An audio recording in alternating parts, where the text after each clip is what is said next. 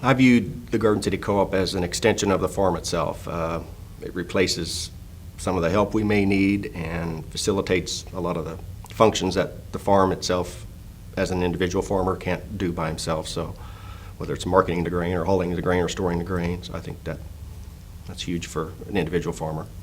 You know, it's a place for people to work. It's a place for us to do business, and it's always been financially stable to stand the test of time. The corporate world, or the corporate companies, they're dedicated to their stockholders, which they should be. Well, for the Garden City Co-op and the other cooperatives, they're dedicated to their stockholders, which happens to be the member owners. And to me, that's the big advantage of the cooperative system.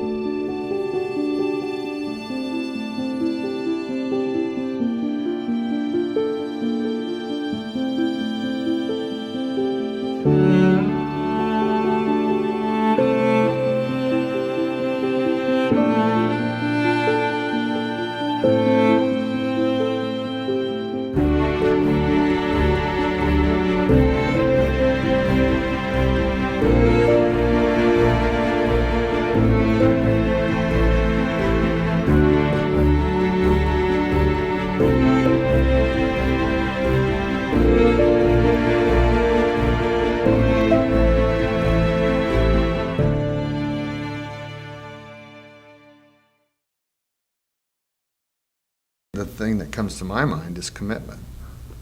You know, the co-op's committed to making a deal work, and from start to finish. Whereas somebody else that comes in, if it's not profitable, they're gone.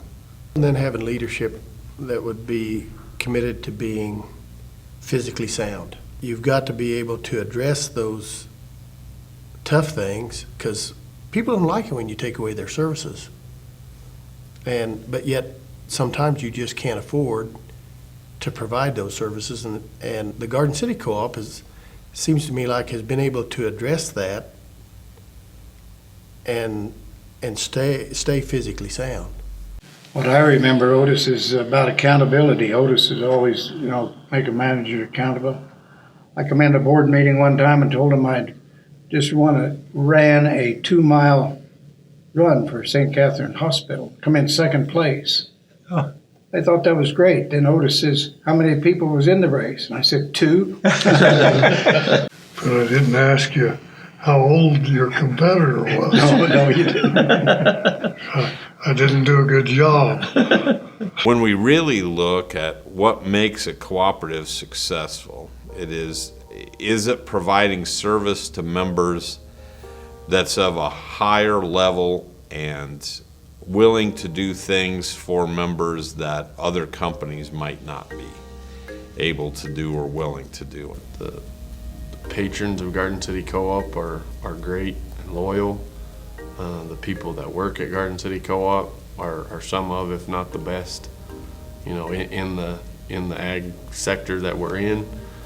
And those two just go together and create the workhorse and strength of the co-op that keeps it rolling. The farmers that we have in this area, I don't think you can beat them. They are top notch, and they love what they're doing. So if you're working with them, you have to love what you're doing, and I love what I'm doing. The employees are well equipped. They're knowledgeable. They really seem to care about doing the job the way it needs to be done, not just putting in their time. If you know the end that needs to happen, you're so much better equipped to get the job done, and you have an interest. And if they are committed to the end result, then they benefit as well. This area has been very blessed with agriculture. So I think for any ag company to make it, if they can't make it out here, they're going to have trouble elsewhere. It's just been a very aggressive growing area. I think the Garden City Co-op started early on, had good farmer relationships, a lot of patronage, loyal customers, I would say, and that sort of thing. But I think the big thing was getting farmer directors on there to make the right decisions and do the things that they did. We've always had a loyal base of producers that would do business with the cooperative. Everything was open, the financial statements and that sort of thing. They knew what people was doing and what the cooperative was doing. From its very founding, the Garden City Co-op has been innovative, and they have tried a lot of things, and many of them have been very successful. They not only started a successful business here locally, but they were one of the 6 early founders of Union Oil Company, which went on to later become Farmland Industries. If you're standing still, you're missing opportunities. So as our family farm grows, the co-op's right there with us. I think one thing the co-op does great is, not only as a board member, if you have concerns, but just as a farmer. If there's a concern, there's lots of ears open to listen. What do you need? To keep your family farm going and remain profitable. What do you need to do? Things are going to revolve around that level of communication and speed of communication. The globalization that we experience now even affects us in that we have to react very quickly to market trends and forces, to where the better we can provide technology and pass that information down to our farmers just helps them maximize their businesses and hopefully remain profitable. Our job's to serve the producer, and as they've grown bigger, we've had to upgrade facilities, for their benefit. So yeah, we're using a share of the profits, but that's being plowed back into the business just like a producer would do as far as upgrading their equipment and that type of thing. Yeah, there is a balance there of you want to return some profits to them, but you have to balance that with basically keeping up with them and technology and everything that they do. I'd use the example like a piece of cloth. The fabric of a cooperative is in the strength of the fabric, and the threads going one way are service, the threads going other way are the prorations in finance. That you can't pull out one set of threads, the other doesn't stand by itself, just like your jeans.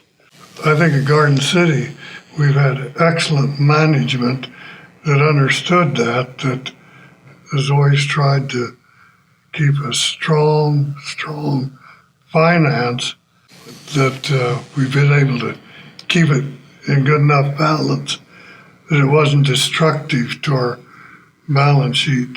Destroy the balance sheet, you've destroyed the co-op. There's a lot of new things that are always coming up on the forefront. I think the co-ops tried to keep a pace with those. And I think the thing that's really coming to the forefront right now is the new technologies.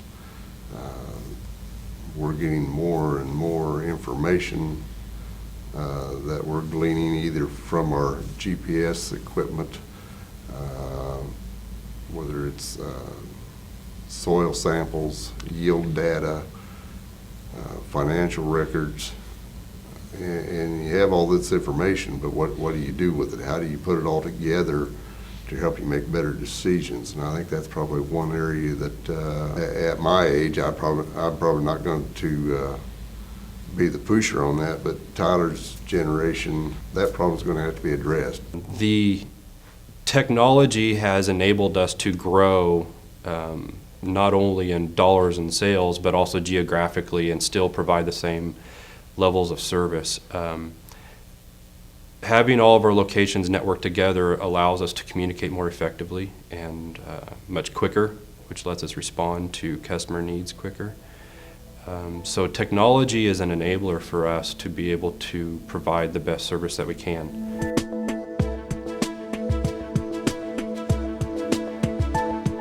Co-ops can struggle from time to time if they grow beyond that concept of local. They struggle just like every other stockholder business does, going through growth pains. The challenge that we have is that over time, the definition of local changes. Everybody understands the trends in agriculture and really across the whole business community is growth and consolidation and taking advantage of all the efficiencies and the blessings of technology that allows a few people to do more. And so our environment changes continually. And as farmers get larger, cooperatives need to at least maintain that pace and get larger so they remain viable and a huge contributor to their service. It does no good if the farmers outgrow the local co-op. And so in managing growth and thinking about what contributes to the whole and what distracts from that, it's all about finding the basis of how big do we need to be to provide opportunities for employees and provide viable services for members, but at the same time making sure that we never lose the local feel of control and direction. You've got to be close enough to the owner member to be local. It's different now than it was, in the 30s and 40s. Local has a whole different meaning. 100 to 200 miles is not as difficult for us to deal with today as 50 miles was 50, 60 years ago. As you watch the co-op has grown in trade territory by combining with other cooperatives, but yet it still seems to me like it's a local business. And the trade territory is immensely bigger than when I was on the board. Yes, the merger of Sullivan Incorporated and Garden City Co-op was probably the fastest merger from start to finish on record in the ag industry. I think John and I first communicated about it in March or April of '06, and it was a done deal on June 1st. Yeah, I think the merger was an example of the entire trade territory has gained an advantage by the efficiencies of combining. And I think in Dighton's case, we've been able to add some storage facilities in the Shields area and move an anhydrous plant out of town, as well as a new scale house that's been needed for a long time at the Amy Elevator. I don't feel like we lost local control of the co-op. I think we maintained it.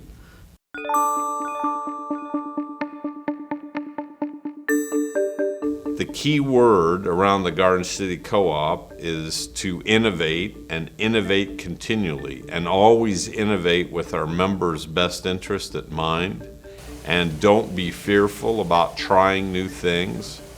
But at the same time, you need to be smart, you need to plan, and you need to make sure that while we're innovating, we don't risk the core. You got to keep moving, and you got to move with the times. But you have to be prudent in those moves. You can't just make the decision off the cuff. It needs to be thought out well, and Tyler's generation on the board, every decision they make isn't going to be the right one. No generation has had that record. I doubt if anyone will. But you make the best decisions you can and move forward. I think the cooperative system keeps the members happy, and the members can be loyal to the cooperative system. But again, if one of those get out of kilter, then it spells trouble. I think most of the time when a project came to the board, it was something that certainly needed to be addressed. It's something that the staff was behind and felt comfortable in. So most of the time it was, well, is this something that's going to serve the membership? I think that was always the key thing, is this good for the farmer, member owner, in making those decisions? And like has been brought up, that, you know, do we have the capital to do it, or can we acquire the capital to do it and not jeopardize the financial status of the company? In looking back, probably a lot of those times we probably should have moved faster. But I think you have to be prudent in your thinking and determining. And some of these projects take years to resolve. I think when we look at these decisions, we want to be looking down the road, not 2 years, 3 years, 4 years down the road, maybe 10 to 20 years down the road with a lot of our decisions. If we look at it as what's going to happen next year or the year after that, we probably wouldn't make very many decisions. I think the co-op has provided our family farm with opportunities, and that we can grow. I mean, as previously stated, you know, if you're standing still, you're missing opportunities. So as our family farm grows, the co-op's right there with us. A co-op's success depends on a good board and good management. And if either one fails you, that's why co-ops fail, you know. My granddad, he was not a spendthrift, but if you needed something, you got it. It didn't make any difference what it was, you got it, you know. And he always had the money to do it. And the reason he had the money to do it was because he saved it.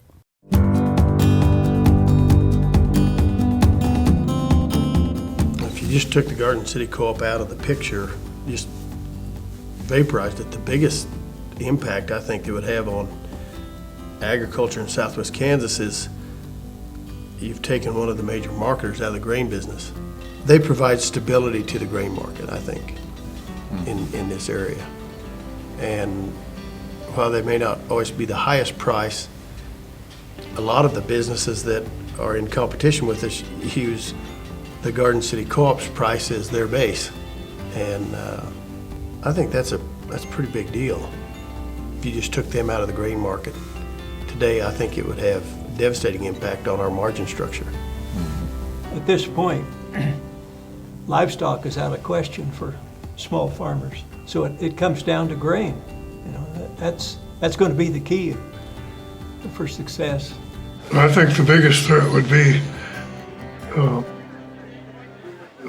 misunderstanding or not understanding what the cooperative is about by the membership.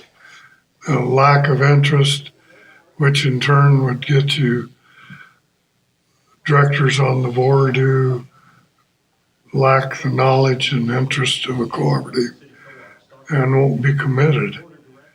And a board that's not committed will not direct a management to stay committed either.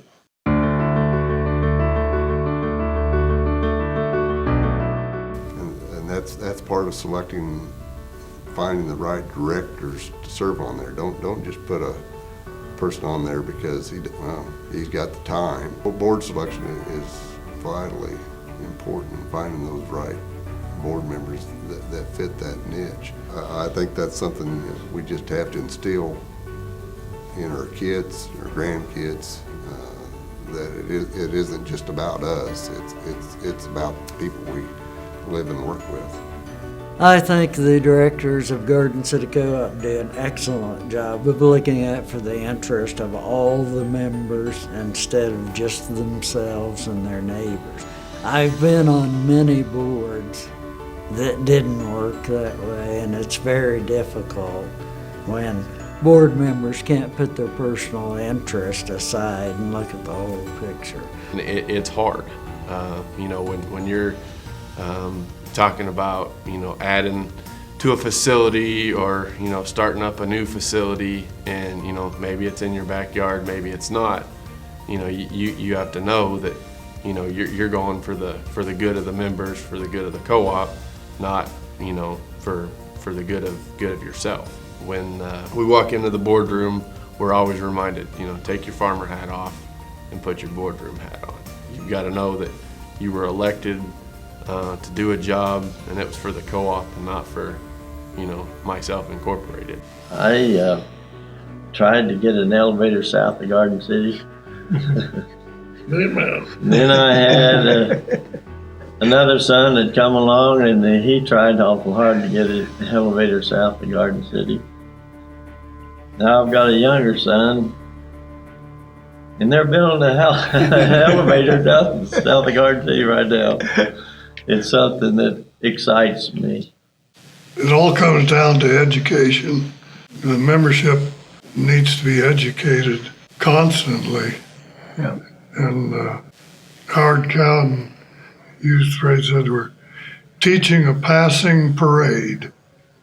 New members come in all the time, the old ones are with the knowledge are going on. I've tried to live with that mantra that, you know, you take your farmer hat off and you put your boardroom hat on, but sometimes you got to put your farmer hat back on, and you know, think as a farmer, not necessarily for the benefit for you, but for the benefit of a farmer. You know, what is gonna serve the farmers better. The issues that have been brought up, and the decisions that we've made, you know, I feel comfortable with everything that we've got so far, and I think we're doing a good job, you know, with the capital side of it, and maintaining a you know, balance sheet and a bank account that can support it. I was proudest, I think, to be able to say that we got along, we were able to work together, and we now have a cooperative that surely I know that we're all proud of, a strong cooperative. I'm proud to have been involved with the Garden City Co-op, more than just selling grain and buying inputs, but I think I'm proud to have been on the board particularly as a family flow. Kind of kid Tom that we have 4 generations have been on the board, and that's not really true. The intergenerational relationship of the Garden City Co-op, and this tradition of great-grandfathers, grandfathers, fathers, sons and daughters that have served on our co-op board, brings a lot of stability and dependability to the Garden City Co-op. There's a feeling of responsibility and an acknowledgement that this has been a great company since 1919, and that it's important to protect the core, and that it's important to make prudent decisions and not take any decision lightly, because it not only affects your farm, but it affects your neighbors and your friends.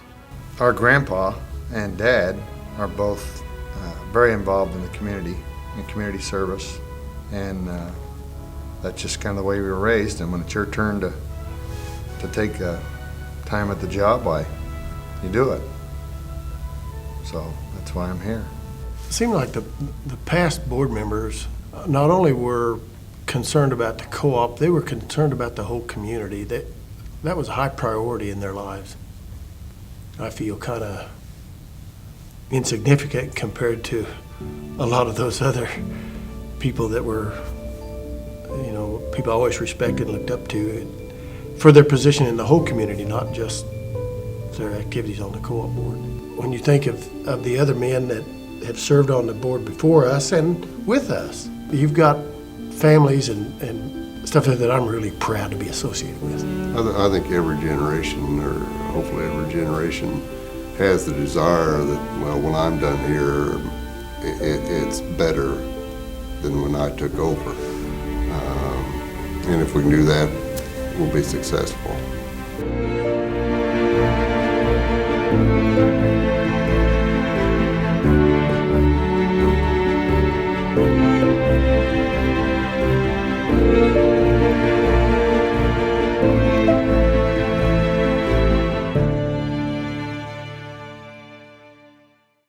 on the next episode of The First 100 Years. If we're not creating value for our farmers, we don't need to be here.